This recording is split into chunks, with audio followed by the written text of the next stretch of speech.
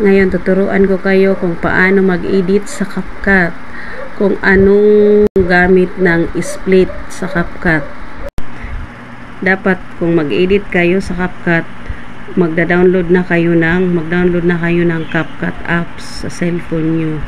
Okay? Okay, tara. Samahan nyo ako. Tuturuan ko kayo. Sa CapCut, pindutin ang CapCut. Pindutin ang video. Edit. Tapos add. Pindutin ang add. Ayan. Tapos mapupunta siya dyan.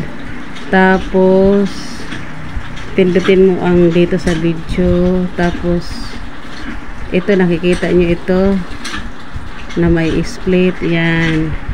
Halimbawa, hanapin mo yung video na gusto mong i-cut. Example dito sa may dulo. Example dito sa may dulo. Gusto mo yan i-cut, pindutin mo ang split. Pindutin mo ang split. Tapos hanapin mo yung delete. Yan. Delete. Tapos i-delete mo rin itong pangalan ng CapCut. Ayan.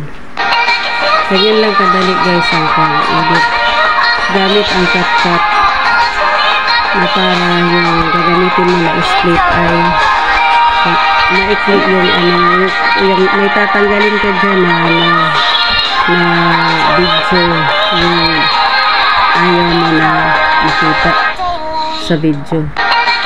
Okay, thank you for watching. Follow for more.